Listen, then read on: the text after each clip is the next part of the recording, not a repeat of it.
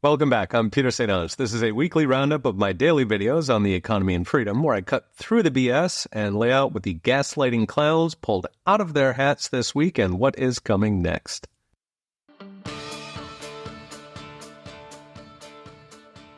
A new study finds there are 500,000 more house sellers than buyers, which is a new record since the wake of the 2008 housing crisis. Meanwhile, house buyer sentiment has plunged to the worst since 1980. Will house prices collapse, collapsing Americans' retirements along with it? The study comes from Boker Redfin. As always, the main culprit is the Federal Reserve, which yanked interest rates to near zero during COVID to bribe the voters into lockdowns. That sent house prices soaring 40% in just 2 years as buyers borrowed cheap. Cheap money makes house prices go up. At one point, the average mortgage was 2.7%, which was lower than inflation, as in you were being paid to borrow, and the more expensive the house, the more you were being paid to borrow. Of course, free money causes inflation, so after some sweet nothings about transitory inflation, the Fed flipped and yanked rates up at the fastest pace since the 1970s. That trimmed just 5% off home prices, but it almost tripled mortgage rates to over 7%. So now you have nosebleed prices and triple the mortgage. This 1-2 punch sent the median new mortgage from roughly $1,000 a month pre-COVID to $2,700 a month now. As you expect, this wiped out buyers who either can't afford it or can't qualify. You now need over $100,000 in income to qualify for a mortgage. So buyers dropped from 2 million pre-pandemic to just 1.4 million today. But sellers also collapsed because they were locked in. As in, they couldn't afford to trade their 3% mortgage for 7%, they'd be facing doubled mortgage. This gave us a frozen market with both buyers and sellers on strike for years now. But that is now changing according to Redfin. Buyers are still on strike, but sellers are flooding in at the highest pace since COVID, either because they've given up hope for a cheap mortgage and they are eating the loss, or because work from home is getting wiped out, going from 1 in 3 workers in 2020 to just 1 in 7 today, and falling fast. Now, there is some hope for home prices, of course, if the Fed cuts rates, but yield curves are actually steepening, meaning higher rates on mortgages. Meanwhile, rate cut odds on Kalshi are running just 0.5 point this year, which barely makes a dent in a 7% mortgage lock-in. So what's next? Going by last time this happened in 2014 and 15, house prices could take a 5 to 10% hit, which comes to between $20,000 and $40,000 for the median homeowner. Now, if that's paired with a recession, it could double.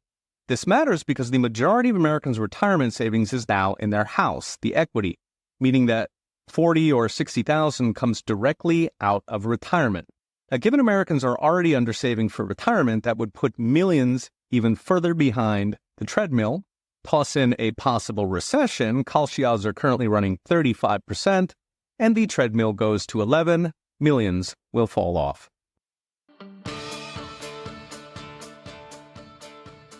We came this close to rendering Wall Street obsolete, getting rid of the entire Crony banking system.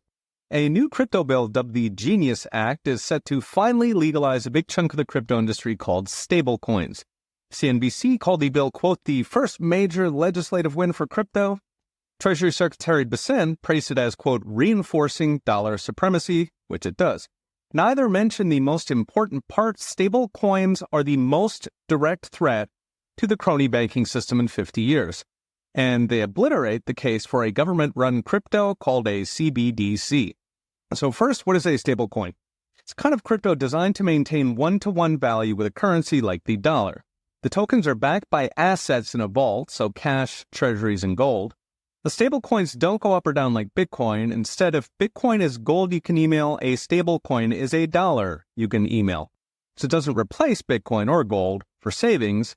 It does replace US dollars for buying coffee. Now, because stablecoins use the same blockchain technology as Bitcoin, stablecoins are much cheaper to use. They can be zero fee compared to 2.5% on credit card swipe fees, which cost Americans nearly $200 billion per year. Stablecoins are also much faster than banks. Like email, payments can be instant, while your bank can take days to process and ask you what the money is for. Now, fast and cheap matter because those were the features they were using to sell a CBDC.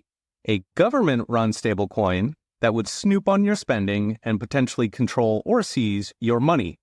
The new bill instead legalizes private stablecoins while mandating they back the tokens with money in the vault. This allows companies like Amazon or Walmart to effectively issue their own fully backed digital versions of dollars. Now compare this to banks, who are in the business of issuing digital versions of dollars, bank deposits, that are backed by nothing but Federal Reserve bailouts. This is cool because if Walmart can't fractional reserve your money, it could cripple the 3/4 of inflation that comes from banks printing money they don't have in the vault. Now, the bill could have been a lot better. It imposes the same so-called money laundering rules on stablecoins as banks, and it specifically bans paying interest on stablecoins, as in passing on the returns of vault money. That's because interest on stablecoins would have completely wiped out the crony banks. You'd have fully backed dollars paying interest. Still, on net, the bill is surprisingly anti-bank, legalizing the most important competing technology to banks in my lifetime. This is probably because the crypto lobby dumped a lot of money into this. In the last election, crypto donated over $100 million. Some estimates are up to $250 million, led by Coinbase and Ripple. Now that surpassed oil, gas, even pharma, plus another $18 million for Trump's inauguration, $5 million from Ripple alone. Now that doesn't come close to the billions the financial system donates, but it was enough for a camel's nose under the tent. So what's next? The bill does not take effect until next year, but we already see companies, including Walmart and Amazon, lining up to issue stablecoins that would zero out banking fees for the hundreds of billions of transactions they make. Even Elon could get in the game with his planned X money that would also bypass banks and their fees. Most important, crypto apparently has the political heft to go toe-to-toe with the crony fractional reserve banking system that misrules our republic. Banks dodge this one, but they need to get lucky every time. Crypto only needs to break it once.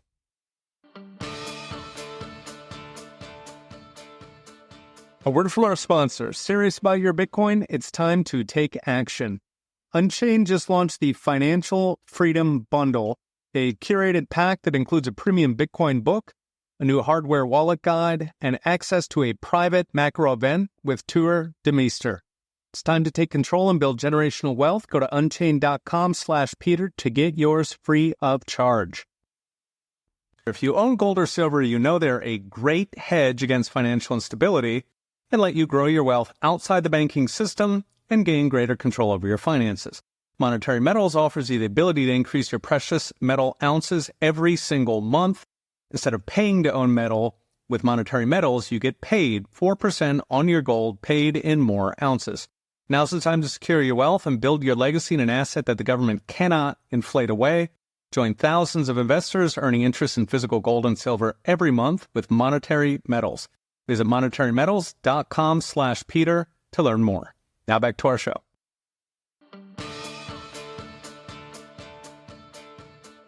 China's automobile industry is imploding, driving them to dump billions worth of vehicles with price cuts up to 34%. Zero Hedge calls it a nuclear price war that could wipe out car makers around the world, especially in Europe. The news comes from the Wall Street Journal, with ground zero being Chinese electric vehicle makers that use billions of cheap government handouts to comically overbuild. To give a sense, at one point there were 500 car makers in China for EVs alone. Roughly 400 have already failed, leaving millions of abandoned EVs littering the Chinese countryside.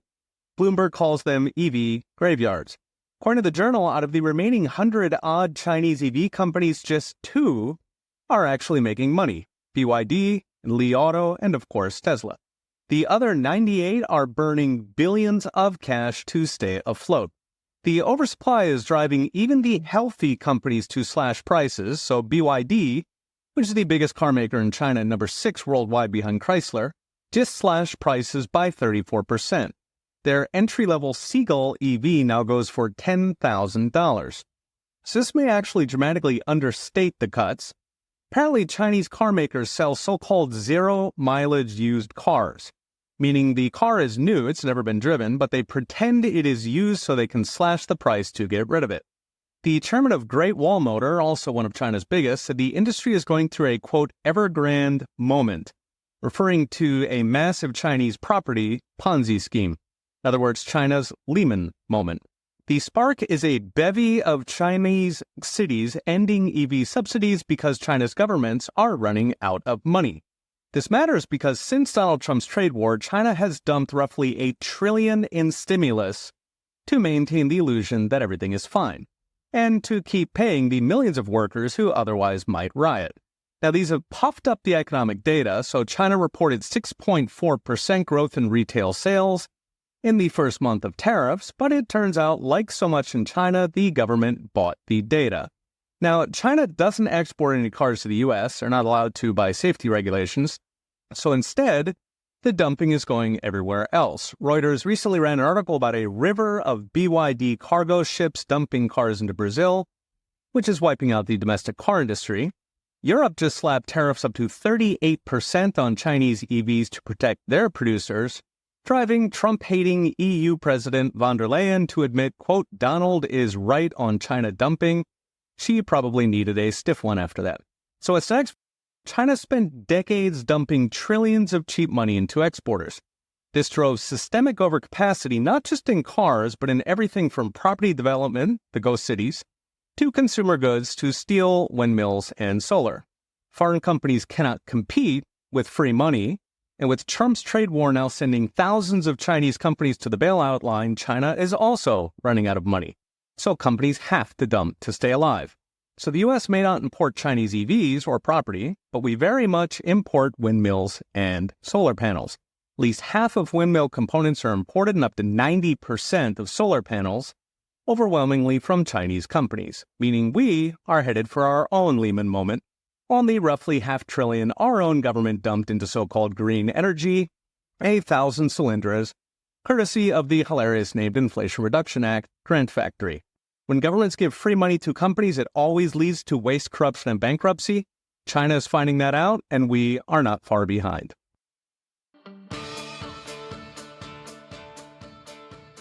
Net migration just turned negative for the first time in 50 years as self-deportations swamp legal immigrants. By sheer coincidence, growth in blue-collar wages also just hit a 60-year record. Left-wing media, of course, is horrified with Bloomberg clutching pearls about employers having to pay living wages to legal workers.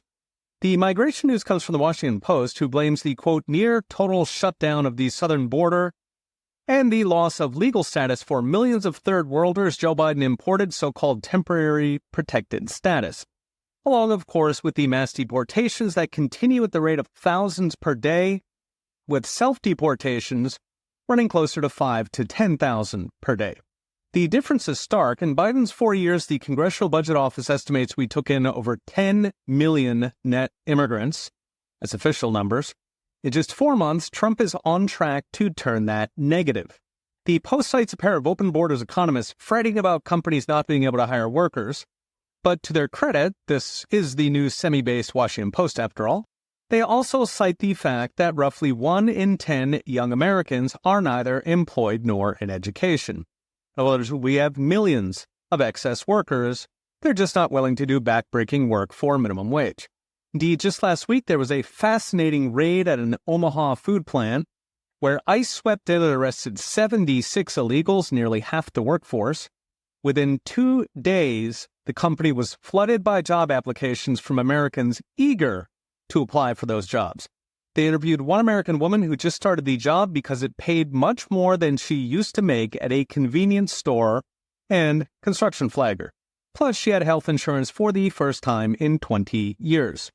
A separate Wall Street Journal article reported another meatpacking plant near Omaha that's now offering $24.50 per hour with ergonomic workstations and no night shifts.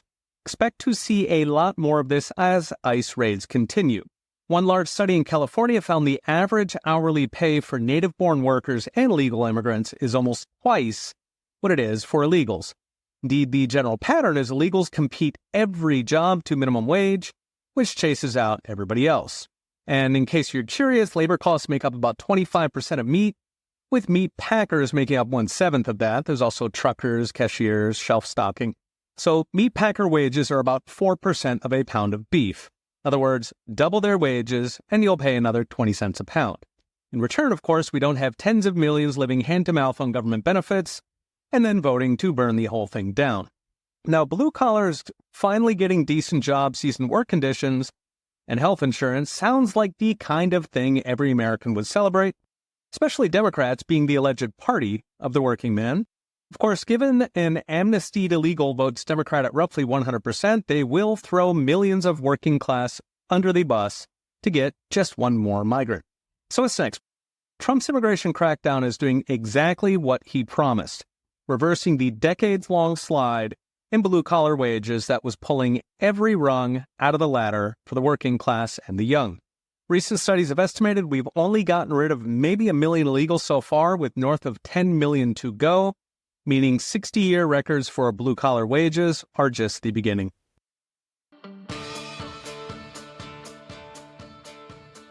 A word from our sponsor. One of the best ways to secure your Bitcoin is with a hardware wallet, a physical device that lets you keep your coins offline without internet connection. One of the most trusted names in hardware wallets is CoinKite, maker of the famous block clock. CoinKite devices are made in Canada and they're run by passionate Bitcoiners who've been at this since 2012, back when Bitcoiners were trading in person at swap meets. You can pick up hardware wallets and plenty of other goodies at coinkite.com/ProfSaintAnge. That's CoinKite.com/ProfSaintAnge. Okay, back to our show.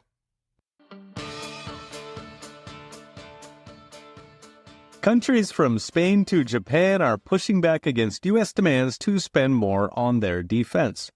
Perhaps gambling that America's mighty military-industrial complex will keep siphoning hundreds of billions from you so they don't have to spend blood and treasure. For about a decade now, Donald Trump has been trying to get our so-called allies to pay for their own military instead of using America as an unpaid mercenary. Most of NATO just agreed to boost spending so Trump doesn't walk away from their deep state war factory, which they paired with a promise that Ukraine can join NATO so that war can be permanent. But some of these welfare queens are pushing back. Last week, Spain's left-wing government told Trump to pound sand on increasing defense spending, intoning that, quote, it is the legitimate right of every government to decide spending, and as a sovereign ally, we choose not to.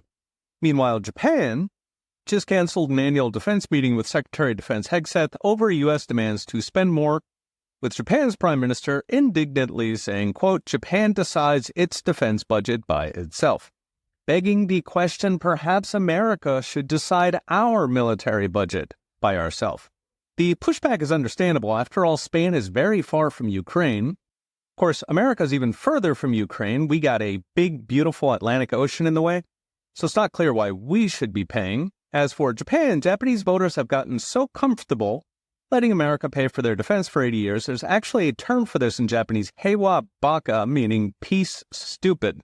As in, Japanese voters see war as some remote hypothetical from history books, whereas war is very much not a remote hypothetical for Americans, with 5.5 million disabled veterans, of whom roughly 400,000 are unable to work for life, forced to live on taxpayer benefits.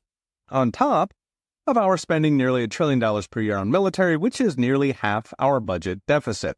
So rivers of blood and mountains of treasure, all to protect other people's countries from whomever they are starting wars with this week. So no, Japanese or European voters will not pay unless they're forced, because for them, war is not real so long as America's paying and bleeding. In historical terms, it's all very strange. Usually the strong country makes the weak countries fight its wars.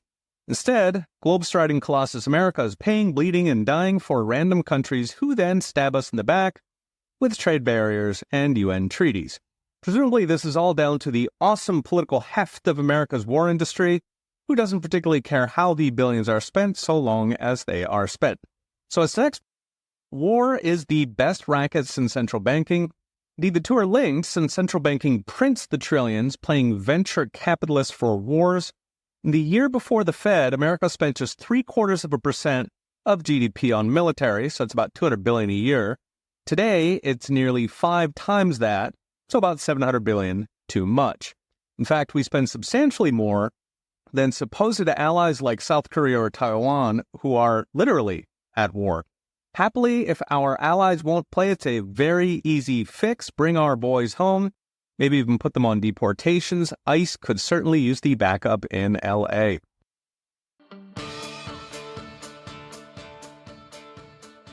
Thanks for tuning in. Remember to subscribe so you don't miss an episode, and go to petersanons.com for daily videos and in-depth articles with charts and all the gory details. Okay, we'll be watching. See you next time.